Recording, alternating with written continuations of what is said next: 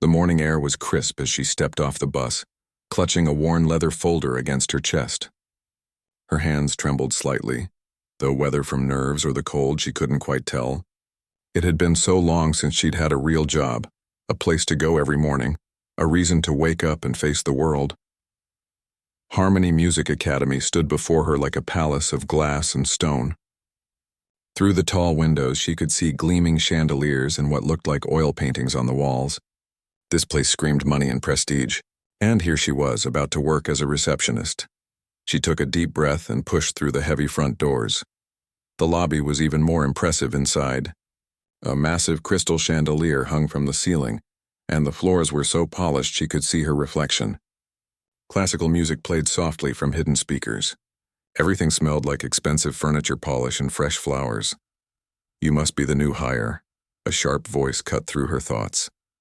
She turned to see a tall man in his 50s striding toward her. He wore an expensive suit and his salt and pepper hair was slicked back perfectly. Everything about him screamed self-importance, from his Italian leather shoes to the way he looked down his nose at her, even though they were roughly the same height. "Yes, sir. I'm here for the receptionist position," she said quietly. "I'm the director here," he announced, not bothering to offer his hand. "I expect excellence from everyone in this building. This academy has standards. The highest standards. Do you understand?" She nodded, feeling smaller by the second. "I performed at Carnegie Hall, you know," he continued, not waiting for her response. "Back in my day I was quite accomplished. Now I dedicate myself to shaping the next generation of musical talent. Real talent, mind you. Not these mediocre students who think watching YouTube videos makes them musicians." He walked her through the building, pointing out various rooms but mostly talking about himself. The practice rooms, the concert hall, the offices, everything got a mention, but it was always tied back to his achievements, his vision, his academy. "This is where you'll sit," he finally said, gesturing to a desk in the main lobby. "Answer phones, greet clients, handle paperwork. Simple tasks. I assume you can manage simple tasks?" "Yes, sir." "Good. Did you study anything in college?" "Please don't tell me it was music. I can't stand when untalented people pretend they understand this world." She hesitated for just a moment. "I studied music, actually, piano." The director's eyebrows shot up and then he laughed. It wasn't a kind laugh. It was the sort of laugh someone makes when they find something absurd. Piano. How wonderful. Another failed musician working a day job. Well, that's the reality for most people, isn't it? Not everyone has what it takes for the stage. At least you're honest about where you ended up. Heat crept up her neck, but she said nothing. She needed this job. She needed the routine, the paycheck, the reason to leave her tiny apartment every day. The door opened, and several staff members walked in, chatting among themselves. The director immediately waved them over. "Everyone, come meet our new receptionist. She's a pianist, apparently," he said, that mocking tone still in his voice. "Maybe we should have her play at the student recitals." A few people chuckled. One woman, probably in her 30s with perfectly styled blonde hair, gave her a once-over and smirked. "Oh, how nice. What did you study? Community college?" "We all have our paths," she replied softly, not taking the bait. "Indeed we do," the director jumped back in. "Some paths lead to Carnegie Hall, and others lead to answering phones. It's the natural order of talent." The group dispersed, still whispering and glancing back at her. She could feel their judgment like weight on her shoulders. Only one person approached her differently. An older man in maintenance coveralls, probably in his 60s, with kind eyes and calloused hands. "Don't mind them," he said quietly, extending his hand.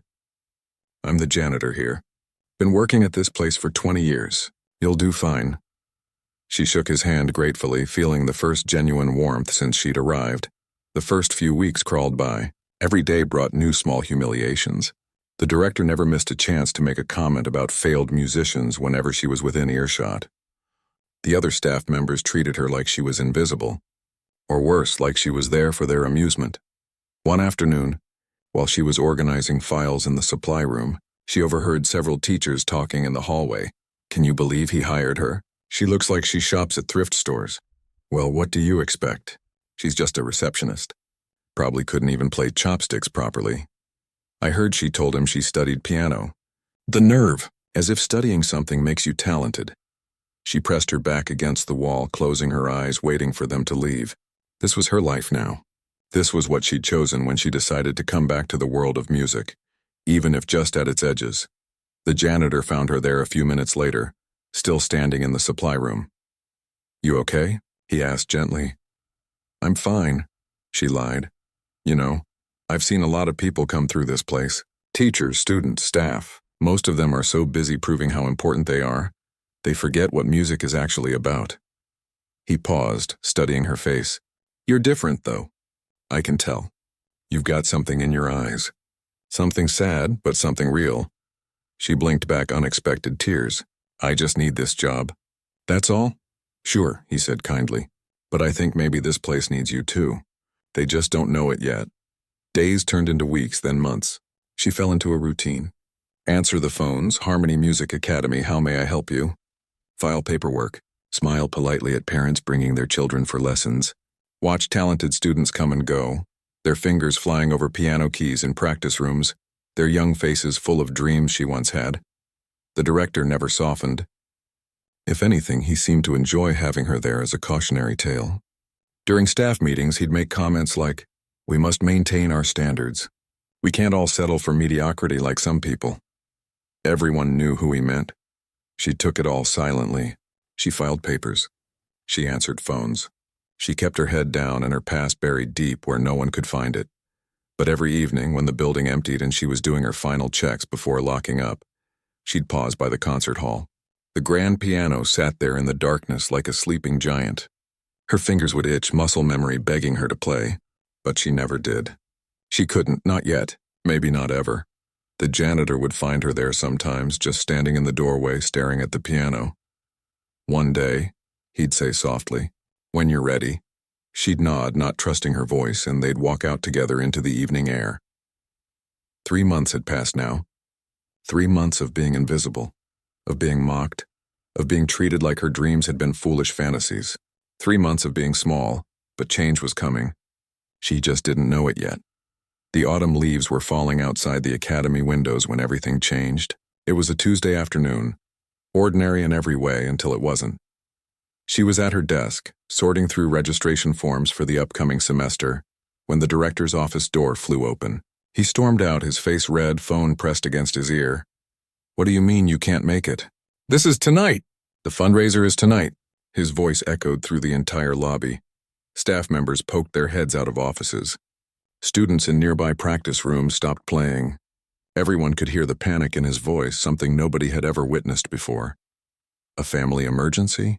I understand that, but what am I supposed to do? We have 200 people coming, donors, board members." "The mayor?" He was pacing now, practically shouting into the phone. She kept her head down, pretending to focus on her paperwork, but her heart had started beating faster. She knew what this was about. The Academy's annual fundraiser. Their star student was supposed to perform, a 17-year-old prodigy who'd won several national competitions. But a performance like that needed an accompanist.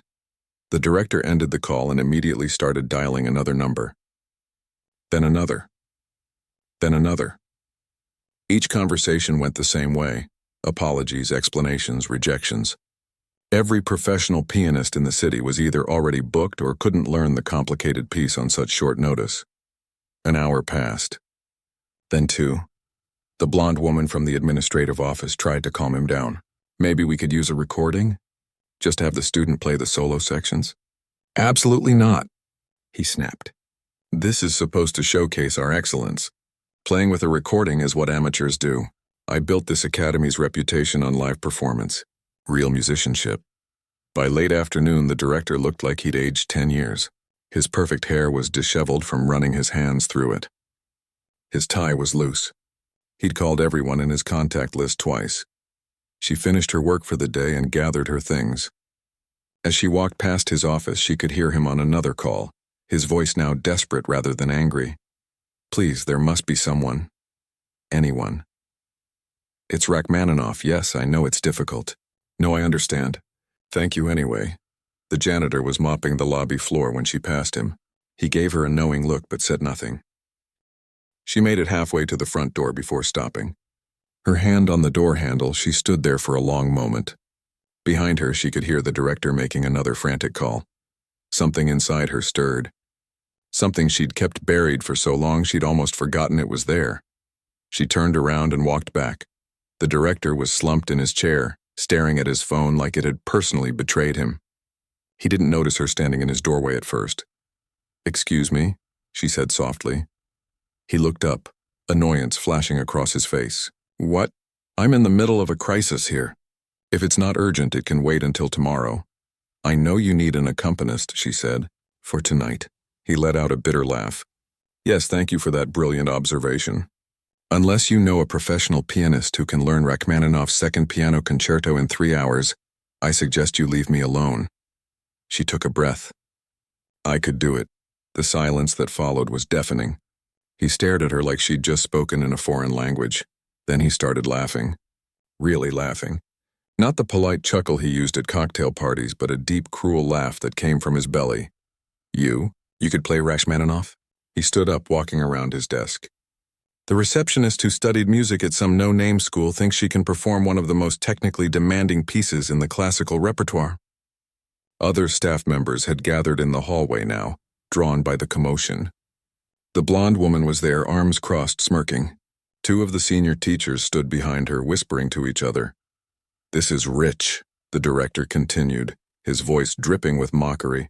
"Please enlighten me. Where exactly did you perform before landing this prestigious receptionist position? Birthday parties? Nursing homes?" Her cheeks burned, but she kept her voice steady. "I can play the piece." "I know it.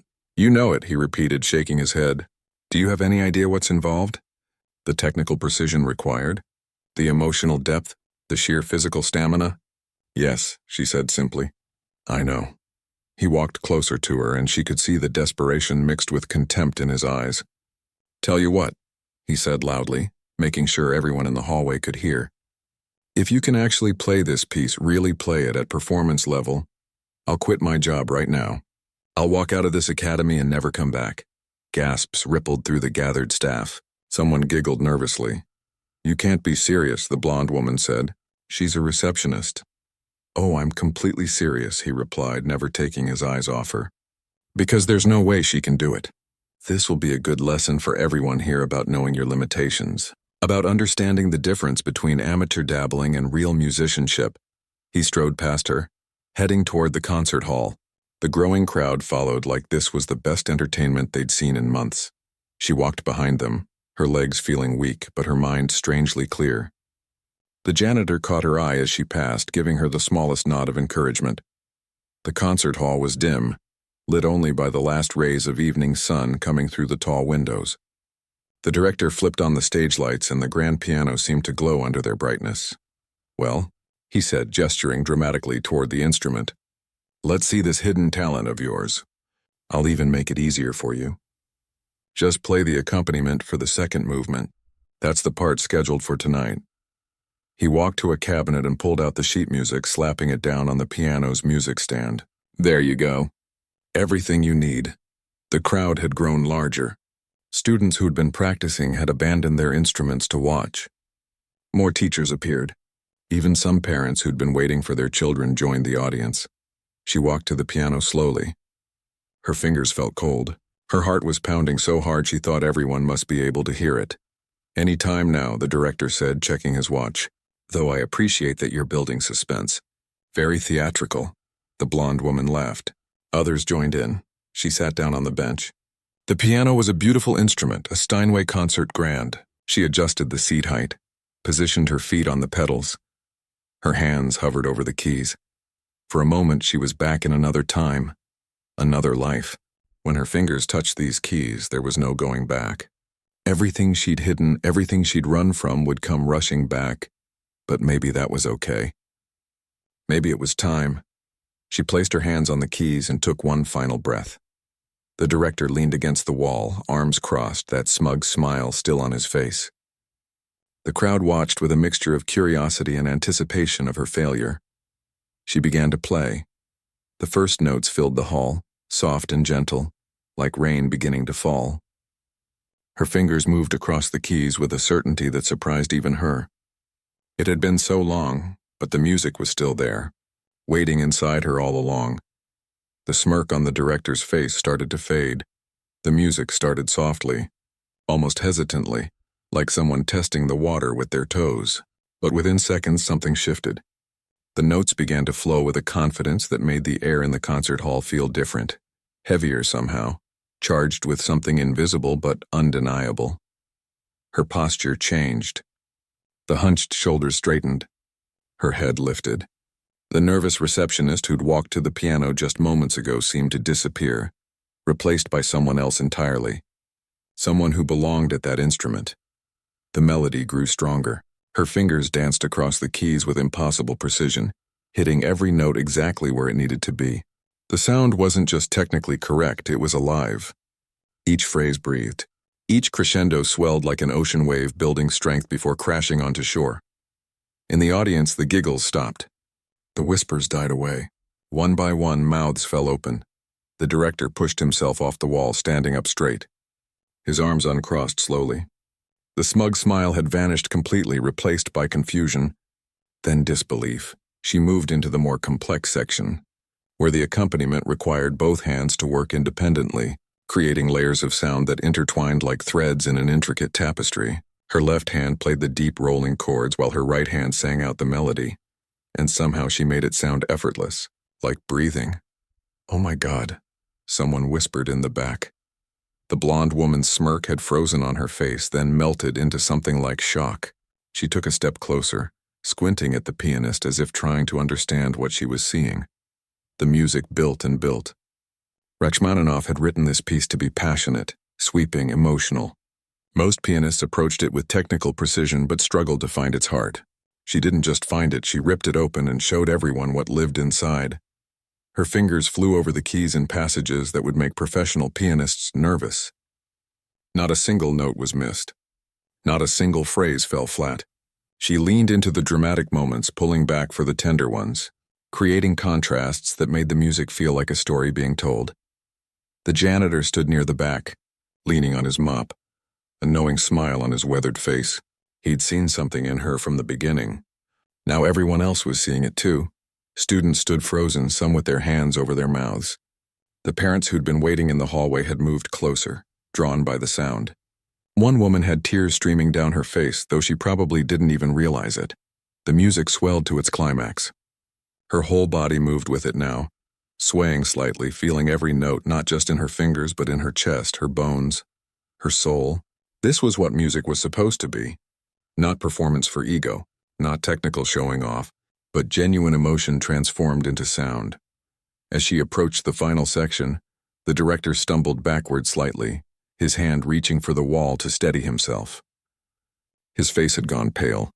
He looked like a man watching his entire world crumble. The last notes rang out, floating through the concert hall like birds taking flight. She held the final chord, letting it sustain, letting it fill every corner of the room before slowly lifting her hands from the keys. Silence. Complete, absolute silence. Nobody moved. Nobody breathed. The moment hung there, suspended in time. Then someone started clapping. The janitor. His applause echoed through the hall, slow and steady. One of the students joined in. Then another. Then suddenly everyone was clapping and the sound was thunderous, but she barely heard it. She sat at the piano, her hands trembling now that they were no longer playing. The music had opened something inside her, something she'd kept locked away for so long. Tears blurred her vision. That was... One of the teachers started but couldn't finish the sentence. The blonde woman pulled out her phone with shaking hands. Her fingers moved frantically across the screen, typing something, searching for something. Her eyes grew wider with each second. "Wait," she said loudly, her voice cutting through the applause. "Wait," everyone stopped. The clapping died down. All eyes turned to her. "What's your full name?" she asked, her voice strange and tight. "Your real name?" The pianist looked up from the bench, wiping her eyes. For a moment, she didn't answer. "Please," the woman insisted, her phone screen illuminating her shocked face. "I need to know if I'm right." She took a breath. "My name is..." She paused, then said her full name clearly. The name she'd been using was just her first name, and her maiden name from before everything fell apart.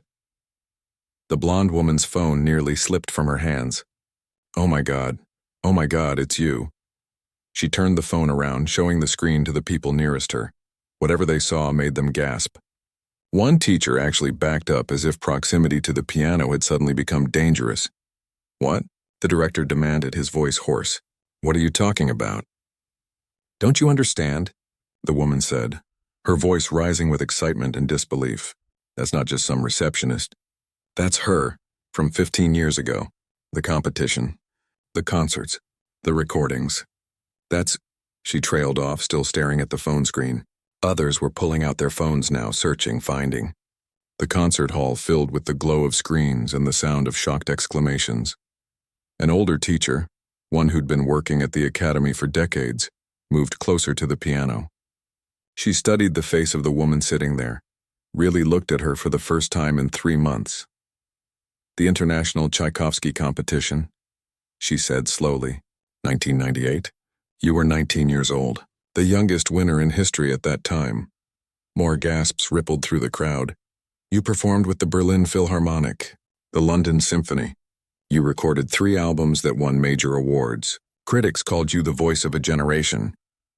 The older teacher's voice was filled with awe. Everyone in the classical music world knew your name. And then you just disappeared. The pianist stood up from the bench, her legs unsteady. She wrapped her arms around herself, suddenly feeling exposed in a way that had nothing to do with her playing. "I don't understand," a young student said. "If she was famous, why is she working here? Why didn't anyone recognize her?" "She's using a different name," someone else answered. "And look at her picture from back then." A phone screen was passed around. Her hair was longer. She was younger. She looked happier, the janitor said quietly from the back. Everyone turned to look at him. He shrugged. She looked happier then. Life changes people. The director hadn't moved. He stood frozen, his face cycling through emotions too quickly to name, shock, confusion, horror, embarrassment. The weight of every cruel comment he'd made over the past 3 months seemed to be crushing him all at once. "You knew," he finally said, his voice barely above a whisper. "All this time you knew what you could do and you said nothing." "You never asked," she replied simply. "You just assumed." Someone found an old article. They began reading it aloud. The performance brought the audience to tears. Her interpretation of Rachmaninoff was unlike anything heard in a generation. She doesn't just play the piano, she speaks through it. Another person found a different article. At 19, she has already mastered pieces that defeat pianists twice her age. Her technical ability is matched only by the profound emotional depth she brings to every performance. The stories kept coming. Award ceremonies, standing ovations, collaborations with the greatest conductors in the world, a career that most musicians could only dream of, all accomplished before she turned 25. But then what happened? The blonde woman asked, her earlier smugness completely gone. "Why did you stop?" "The last article I can find is from 15 years ago and then nothing." Complete silence. The pianist's face changed. The strength she'd shown while playing seemed to drain away. Her shoulders sagged. She looked small again, fragile. "That's not your business," the janitor said firmly, moving to stand beside her. "Some things are private." But everyone had seen the shift. They'd seen the pain that crossed her face at the question. Whatever had made her walk away from that brilliant career wasn't something she wanted to discuss in front of a crowd of strangers who'd spent months treating her like she was nobody. The concert hall had emptied slowly, people leaving in small groups, still whispering, still processing what they'd witnessed. She sat in one of the audience seats now, away from the piano, staring at her hands. The janitor had brought her a cup of tea that sat cooling on the seat beside her. The director hadn't left. He stood near the back of the hall, looking lost. Every few minutes he'd start to say something, then stop. Finally, he walked down the aisle and sat 2 seats away from her, maintaining a respectful distance. "I owe you an apology," he said. His voice sounded different now, smaller. "Actually, I owe you about 1,000 apologies," she didn't respond. Just kept looking at her hands. "I said terrible things. I treated you like you were nothing. And all this time you were—" He trailed off, shaking his head. "I performed at Carnegie Hall once. I thought that made me special, but you were a legend before you were old enough to rent a car." "It doesn't matter," she said quietly. "Of course it matters. I made a promise. If you could play that piece, I said I'd quit. A man keeps his word." He stood up, straightening his jacket. "I'll submit my resignation to the board tomorrow morning." Don't. He stopped, looking at her in confusion. Don't quit, she said, finally meeting his eyes. But you need to change. The way you treat people, the staff, the students who struggle, everyone you think is beneath you. If you can do that, then stay. He sat back down heavily, like her words had knocked the wind out of him. Why, after everything I said? Because everyone deserves a chance to be better than they were yesterday. She picked up the tea, taking a small sip, even though it had gone lukewarm. I learned that the hard way. The blonde woman appeared in the doorway, hesitant. Can I come in? She nodded. The woman walked down and sat on the other side, choosing her words carefully. I've been reading about you for the past hour. There's so much. Concert reviews, interviews, photographs from all over the world. And then it just stops. 15 years ago, right after your husband and daughter. She stopped when she saw the pianist's face go pale. I'm sorry, the woman said quickly. I shouldn't have brought it up. No, it's fine. Everyone's going to find out anyway. It was in all the newspapers back then. She set down the teacup. They were coming to my concert. I was performing in Boston. They were driving from New York to see me. The silence in the hall was heavy. It was raining. A truck crossed the median. The police said they died instantly. They said there was no suffering. She laughed bitterly, like that's supposed to make it better. I'm so sorry, the blonde woman whispered. I was on stage when I got the news. I'd just finished the first movement of the Tchaikovsky piano concerto. Someone came out during the applause and pulled me backstage. I remember thinking how strange it was, all those people clapping while my world was ending. The director covered his face with his hands. I never performed again after that night. Couldn't. Every time I sat at a piano, all I could think was that they died trying to watch me play. That if I hadn't been so obsessed with my career, if I'd just stayed home that weekend, they'd still be alive. That's not true, the janitor said from the back of the hall. Nobody had noticed him come in. Accidents happen. It wasn't your fault. I know that here, she touched her head. But not here, she touched her heart. For years I couldn't even listen to music. The sound of a piano would make me physically ill. I moved away, changed my name back to my maiden name, tried to become someone else, someone who'd never played a note in her life. But you came back, the blonde woman said. You took a job here, why? She thought about that for a moment. I think part of me needed to be near music again, even if I couldn't play. Like staying close to a grave. And this job, being a receptionist, it felt like penance somehow, punishment for what I'd lost. That's heartbreaking, the director said, his voice thick. I got used to being invisible. Actually, I preferred it. Nobody asking questions. Nobody expecting anything. Just answering phones and filing papers. It was safe. She looked at the piano on stage. But tonight, when you needed someone, I couldn't help myself. The music called to me louder than my fear. The older teacher who'd recognized her earlier came into the hall. I'm sorry to interrupt, but there are reporters outside. Somehow word got out. They're asking for interviews. Of course they are, she said tiredly. The mystery of what happened to the vanished prodigy finally solved. It'll be a great story for them. You don't have to talk to anyone, the janitor said firmly. I can tell them to leave. She stood up, smoothing her simple dress. No, it's okay. I've been hiding for 15 years. Maybe it's time to stop. The next few hours passed in a blur. Reporters, cameras, questions. She told her story over and over, watching people's faces shift from curiosity to sympathy to pity. She hated the pity most of all. Social media exploded. Old videos of her performances started circulating. Classical music forums lit up with discussions. She's back, some proclaimed. Others were more measured. She played once. That doesn't mean she's returning to performing. The Academy's phone rang constantly. By midnight, they had hundreds of requests. Students wanting to study with her. Orchestras wanting to book her. Concert halls offering dates. Record labels suggesting comeback albums. She sat in the director's office. He'd insisted she use it, staring at the stack of messages. The janitor brought her another cup of tea, this one still hot. Overwhelming? He asked. That's putting it mildly. You know you don't owe anyone anything, right? You played tonight because you wanted to help. That doesn't mean you have to do anything else? I know, she picked up one of the messages. But maybe I want to. Not the big concerts or the fame or any of that. But teaching? Actually doing something with this gift instead of burying it.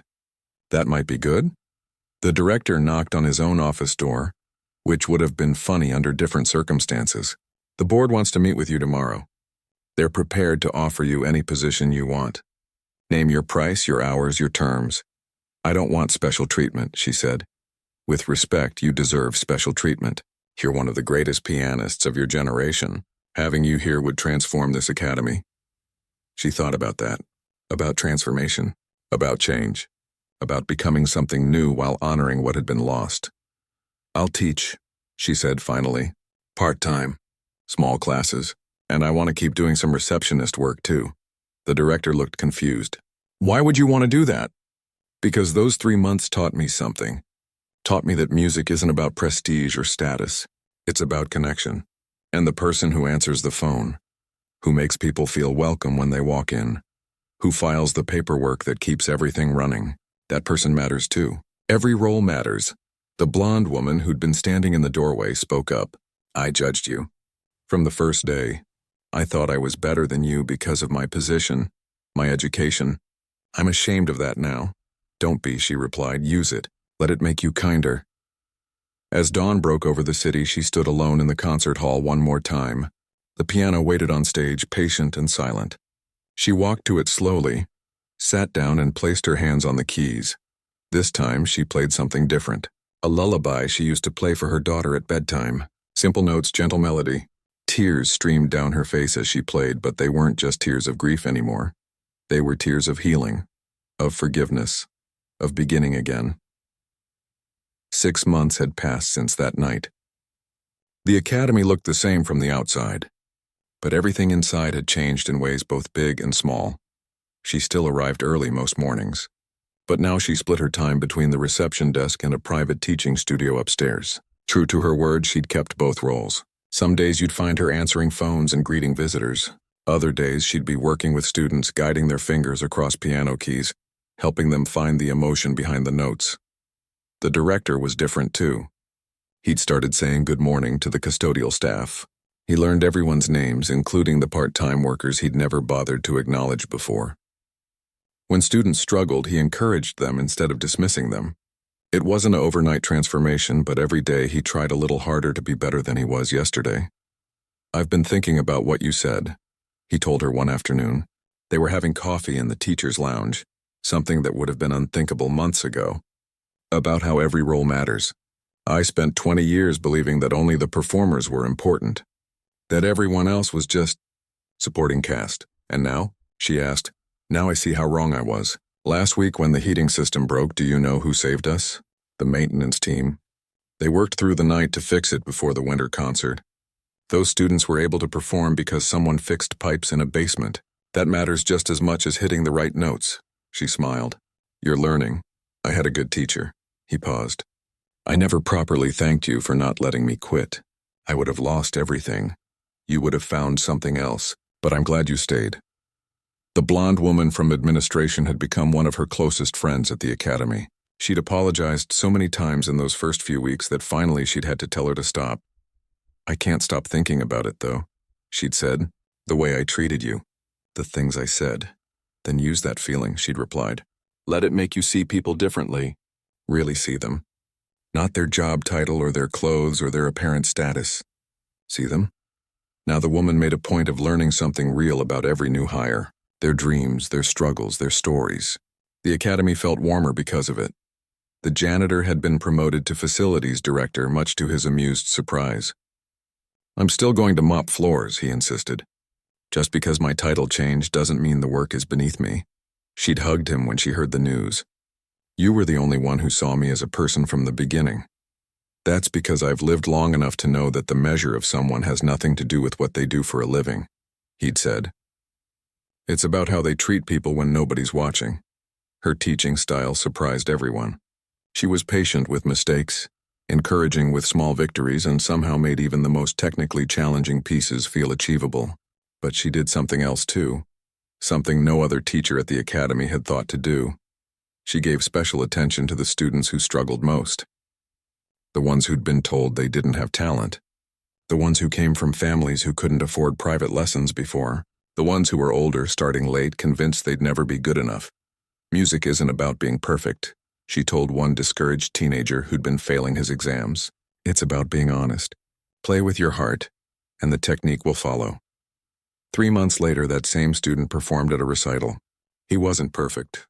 He missed a few notes, but he played with such genuine emotion that several people in the audience cried. Afterward, he hugged her, tears streaming down his face. I almost quit, he whispered. If you hadn't believed in me, I would have given up. I saw myself in you, she told him. Someone who loves music but carries pain.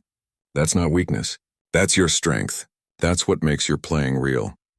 The Academy's reputation had grown, but not in the way the director had always pushed for. They weren't known anymore for producing technically perfect musicians who could impress at competitions. They were known for producing musicians who could move people, who played with soul. Applications flooded in from around the world. Everyone wanted to study with the returned legend. But she accepted students based on a different criteria than most teachers would. I don't care about your awards, she told prospective students during interviews. I don't care if you've won competitions or impressed famous conductors. I want to know why you love music. I want to know what you're trying to say when you play. She started a scholarship program, funded partially by her own money and partially by donations from people who'd followed her original career. It was named after her daughter. Every year, it sent 5 students from difficult backgrounds to study at the Academy, fully paid. The first recipient was a 12-year-old girl whose family had immigrated 3 years ago. She'd learned piano on a keyboard at the library because her family couldn't afford an instrument. When she received the scholarship, she cried so hard she couldn't speak. My daughter would have been your age now, she told the girl gently. She loved music too. This scholarship isn't charity. It's a promise that talent and passion matter more than money or connections. She did perform occasionally now, but never at the big venues that kept reaching out. Instead, she played at nursing homes, children's hospitals, community centers, places where people needed beauty but couldn't afford concert tickets. Once a month, she gave a free concert at the Academy, open to anyone who wanted to come. The concerts were always packed, with people sitting in the aisles and standing in the back. She'd play for 2 hours, mixing classical masterpieces with simpler pieces, explaining the music, making it accessible. Music belongs to everyone, she'd say, not just the wealthy or the educated. If you can feel, you can understand music. One evening, after one of these concerts, an elderly woman approached her. I saw you perform 15 years ago, she said, in Boston. That was supposed to be your last concert, though of course nobody knew it then. You were there that night? She asked softly. I was. I remember thinking I'd never heard Tchaikovsky played with such passion. And then I read about what happened afterward. I've thought about you over the years, wondered where you'd gone. I had to disappear for a while. I understand. Grief does that. It demands space, the woman smiled. But you're back now. And your playing tonight was even more beautiful than it was then. There's a depth to it now. Something lived and earned. Pain will do that, she said. If you let it teach you instead of destroy you. The director eventually asked her to become co-director of the Academy. She refused at first, but he persisted. Not because of your fame, he explained. Because of your vision. Because you've shown me what this place could be. A place where music heals instead of intimidates. Where everyone is valued. Where we measure success not by awards won but by lives touched. She agreed, on the condition that she could still teach and still work the reception desk sometimes. I never want to forget what it felt like to be invisible, she said. It keeps me humble. It keeps me real. Years passed. The Academy thrived. Students went on to careers in music, but more importantly, they went on to be kind, thoughtful people who used music to connect with others rather than elevate themselves above them. She never remarried. Never tried to replace what she'd lost. But she built a different kind of family, one made of students, colleagues, and all the people whose lives she touched through music. On the 15th anniversary of the accident, she played a private concert. Just her, the piano, and a photograph of her husband and daughter on the music stand. She played every piece she'd planned to play that night in Boston, the concert that never finished. When she was done, she whispered to the photograph, I'm okay now. I miss you every day, but I'm okay. And I'm using the gift. I'm not wasting it anymore. The janitor found her there, as he often did on the hard days. You know what I think? He said, sitting beside her on the piano bench. I think they'd be proud of who you've become. Not because you're famous or talented, but because you chose to let your pain make you kinder instead of bitter. She leaned her head on his shoulder. Thank you. For seeing me when nobody else did. Honey, you were always visible. Some people just weren't looking. The academy's lights stayed on late that night. In practice rooms throughout the building, students worked on their pieces, not because they were chasing perfection, but because they'd learned that music was a conversation between the composer and the performer, between the performer and the audience, between the past and the present. And at the heart of it all was a woman who'd been broken and lost, who'd been dismissed and mocked, who'd hidden her light for 15 years, but who finally learned that the greatest music comes not from showing the world how talented you are, but from showing the world how beautifully broken we all are and how we can heal together. The piano that had once been her prison became her sanctuary. The gift that had brought her so much pain became a source of healing, not just for herself but for everyone who heard her play or learned from her teaching. She'd been a legend once. Then she'd been nobody. And finally she'd become something better than both. She'd become fully human, fully present, and fully alive.